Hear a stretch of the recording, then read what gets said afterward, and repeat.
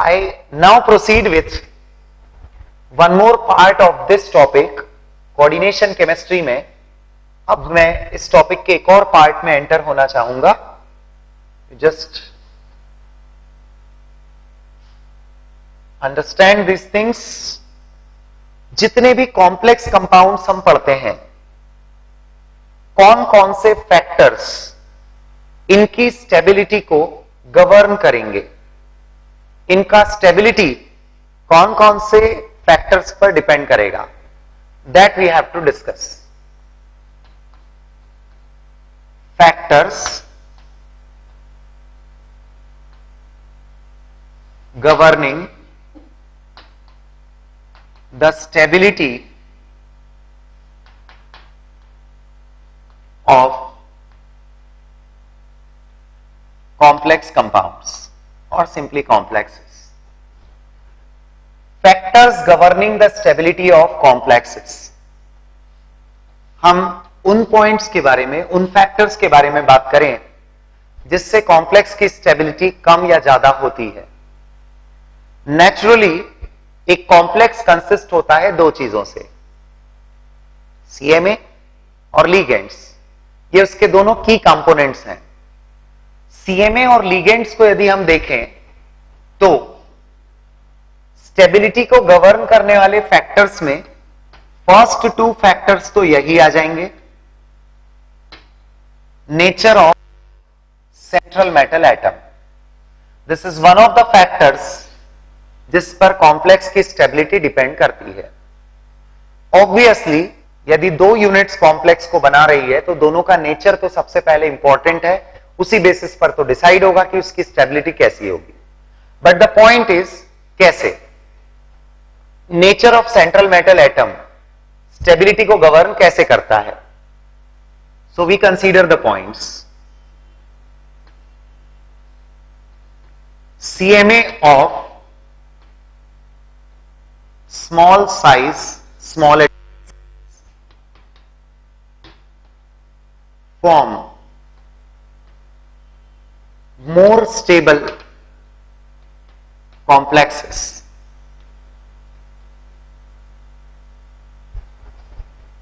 Actually जब भी size of CMA small होगा उसका लुईस एसिडिक कैरेक्टर ज्यादा मिलेगा। ज्यादा लुईस एसिडिक कैरेक्टर के कारण लिगेंड के साथ में जो उसकी बॉन्डिंग होगी वो ज्यादा इफेक्टिव, ज्यादा स्ट्रॉन्ग होगी, ज्यादा अट्रैक्टिव फोर्सेस डेवलप होंगे। So this way the complex will found to be more stable. The second factor जिस पर कॉम्प्लेक्स की स्टेबिलिटी डिपेंड करती है वह होता है oxidation state. Higher oxidation state of CMA gives more stable complexes.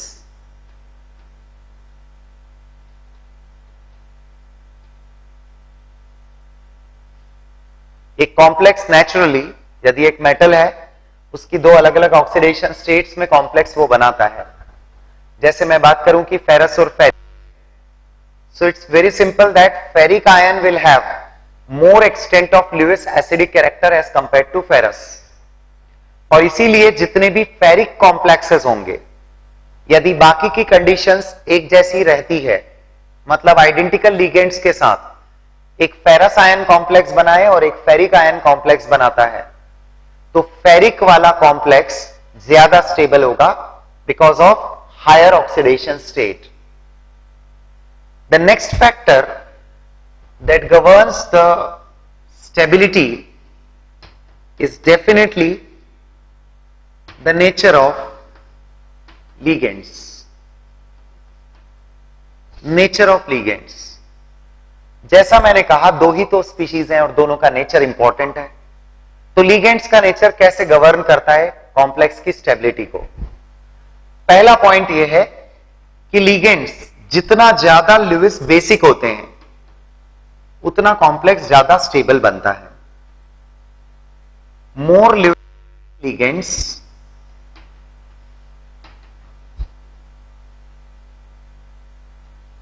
form more stable complexes. इसका एक अच्छा सा एग्जाम्पल लिया जा सकता है कि यदि वाटर है और अमोनिया है, can you identify which is more Lewis basic? Of course ammonia is more Lewis basic than water. Ammonia being more Lewis basic than water, जो कॉम्प्लेक्सेस एक्वा कॉम्प्लेक्सेस होते हैं, और उसी मेटल आयन के यदि अमीन कॉम्प्लेक्स ले लें, मतलब वाटर लिगेंड है और अमोनिया लिगेंड है, तो you will find a difference कि amine complex is more stable than the aqua complex. One more thing, जब कॉम्प्लेक्सेस की रिएक्शंस होती हैं तो you may come across ligand substitution reactions. Ligand substitution reactions का एक एग्जांपल मैं आपको बताता हूं. यदि आपके पास में कॉपर सल्फेट का एक्वस सॉल्यूशन है, कॉपर सल्फेट का एक्वस सॉल्यूशन, तो उसमें कॉपर आयंस कॉम्प्लेक्स के फॉर्म में होते हैं और वो एक्वा कॉम्प्लेक्स के फॉर्म में होते हैं, मतलब CuH2O4 डाई पॉजिटिव, इस फॉर्म में होते हैं कॉपर आयंस. अब कॉपर सल्फेट के इस एक्वस सॉल्यूशन में यदि आप अमोनियम हाइड्रोक्साइड ऐड कर देंगे तो डीप ब्लू कलरेशन आ जाता है. Copper sulphate itself is a blue coloured solution, पर जब अमोनियम हाइड्रोक्साइड डालते हैं तो डीप ब्लू कलरेशन आता है. Now what happens exactly? Deep blue colouration आने का रीजन क्या है? तो उसका रीजन होता है कि जो आपने NH4OH डाला है उसकी वजह से there takes place a ligand substitution reaction. मतलब वाटर जो एज लिगेंड कॉपर के साथ एसोसिएटेड है, they are replaced by ammonia. तो tetrammine copper dipositive complex unit बन जाती है. जब स्पीशीज ही चेंज हो गई तो नेचुरली फिजिकल केमिकल कैरेक्टरिस्टिक्स बदल जाएंगे. Tetra aqua copper dipositive blue coloured होता है, but tetrammine copper dipositive deep blue coloured होता है. This can be easily observed, और इसको हम एज अ कंफर्मेटरी टेस्ट भी यूज करते हैं कॉपर आयंस के लिए. आई जस्ट मीन टू से कि अमोनिया ने वाटर को सब्स्टिट्यूट किया, रिप्लेस किया from the complex. Why did it happen? Because ammonia is more Lewis basic in comparison to water. तो एक फैक्टर होता है Lewis basic nature of the ligand. The another factor is chylation. I write more is the chylation.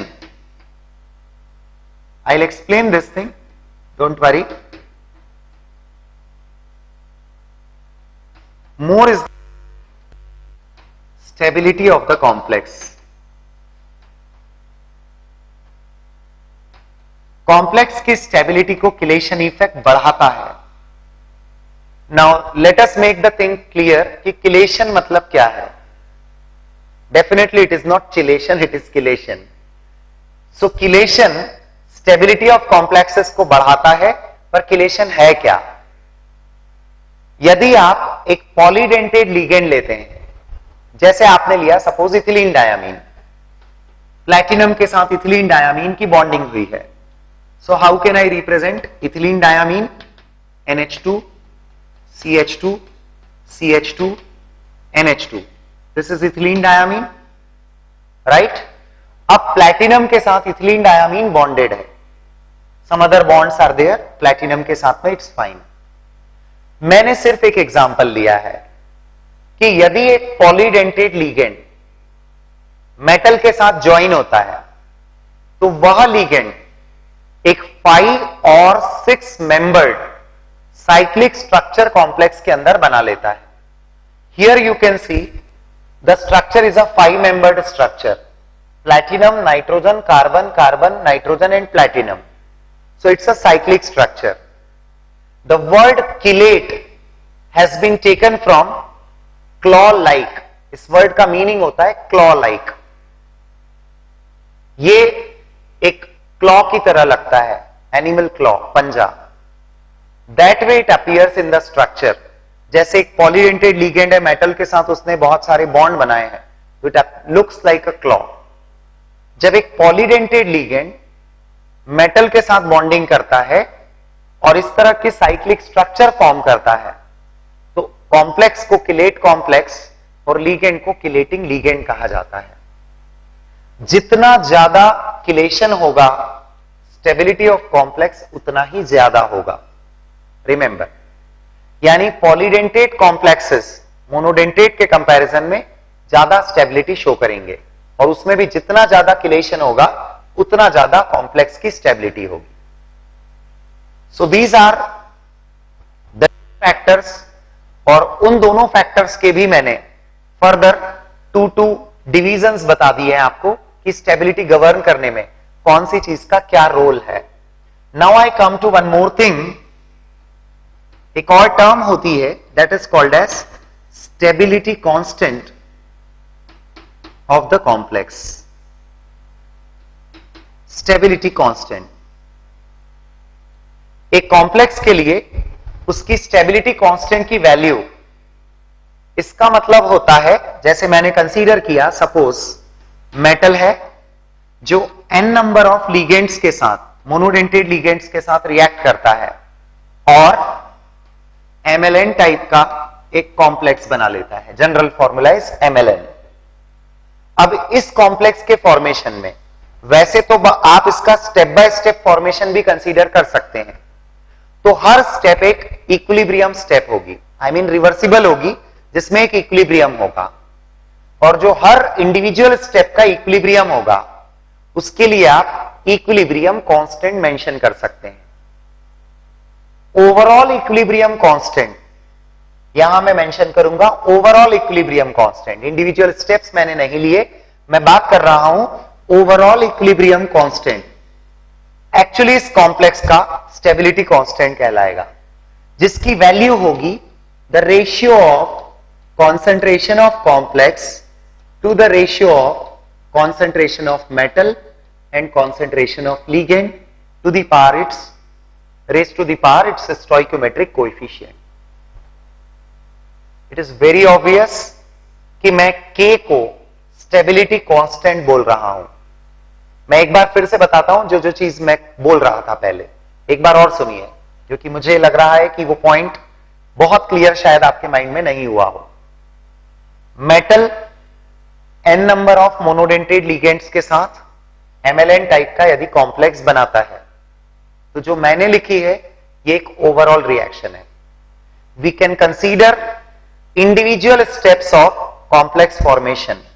आइए लिखते हैं, जैसे metal and ligand, हर individual step को मैं एक रिवर्सिबल स्टेप के फॉर्म में रिप्रेजेंट करूंगा।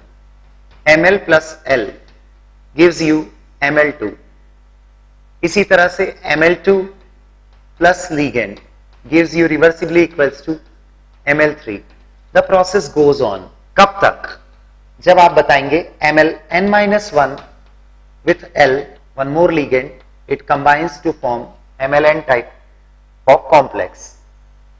अब क्या होगा, हर इंडिविजुअल स्टेप का एक स्टेबिलिटी कांस्टेंट होगा, जिसको आप इसका हर इंडिविजुअल स्टेप का इक्विलिब्रियम कांस्टेंट बोल सकते हैं, which is actually the ratio of this and this, the ratio of product upon reactant, concentration of product bye concentration of reactants.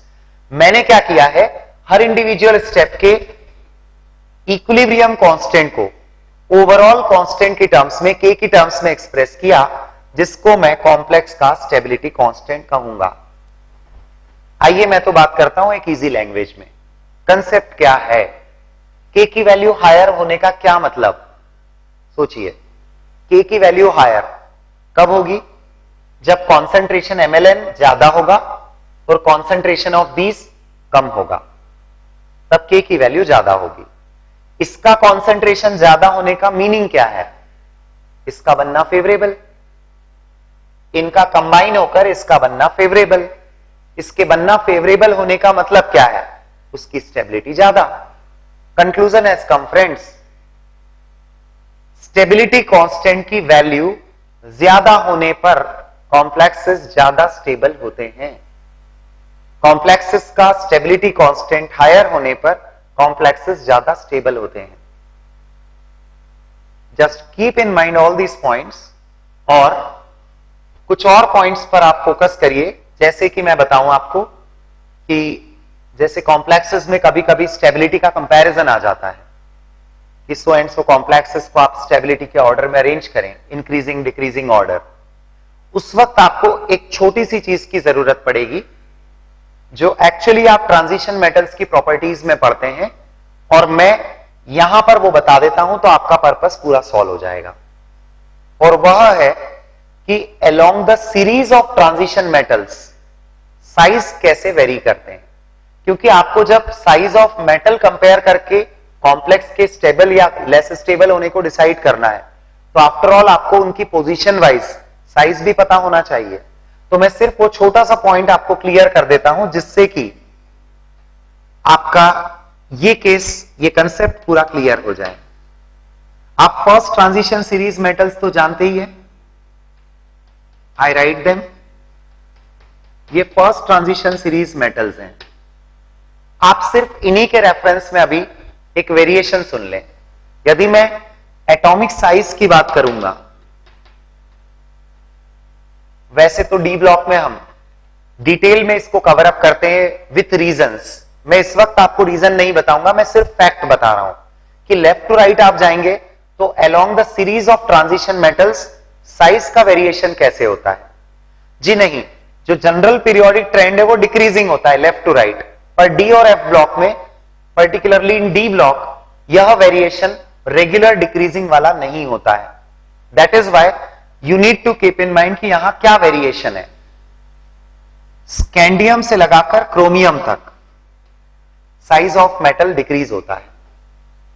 जी हां, फर्स्ट इट डिक्रीजेस, ये तो रेगुलर ट्रेंड है ही। But chromium to निकल size remains almost constant.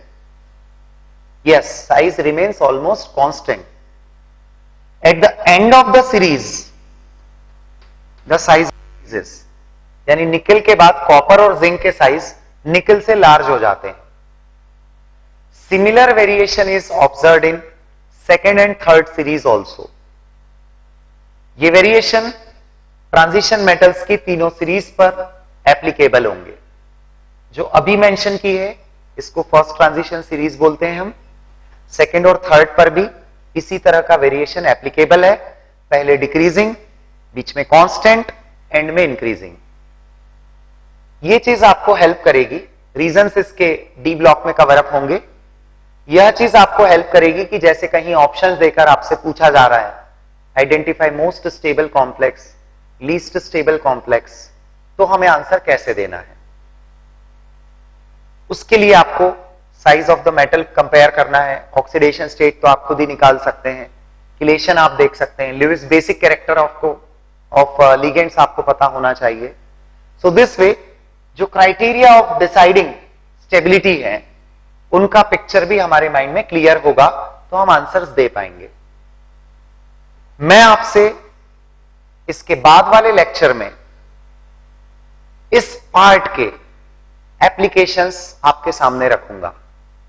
मतलब जैसा कि मैं बोल रहा हूं कि क्वेश्चंस पूछे जाते हैं तो पूछ ही लिए जाए आपसे क्वेश्चंस, लेकिन वो क्वेश्चंस मैं नेक्स्ट लेक्चर में इंक्लूड करूंगा। Next will be the last lecture for this topic, जिसमें मैं कुछ स्पेशल कॉम्प्लेक्सेस के बारे में भी बात करूंगा। उनमें बॉन्डिंग वगैरह जो प्रीवियस ईयर्स में कुछ स्पेशल केसेस पूछे गए हैं, कहीं नॉमेनक्लेचर को लेकर, कहीं बॉन्डिंग को लेकर, वो चीजों को भी मैं इंक्लूड करूंगा। और स्टेबिलिटी ऑफ कॉम्प्लेक्सेस को फैक्टर्स कौन कौन से हैं, गवर्निंग फैक्टर्स, वो हम देख चुके हैं। इनके एग्जाम्पल्स की भी बात, इनसे रिलेटेड क्वेश्चंस की भी बात हम नेक्स्ट लेक्चर में इंक्लूड करेंगे। सो फॉर दैट आप मेरा नेक्स्ट लेक्चर जो इस टॉपिक का लास्ट लेक्चर है वो जरूर देखें। Thank you.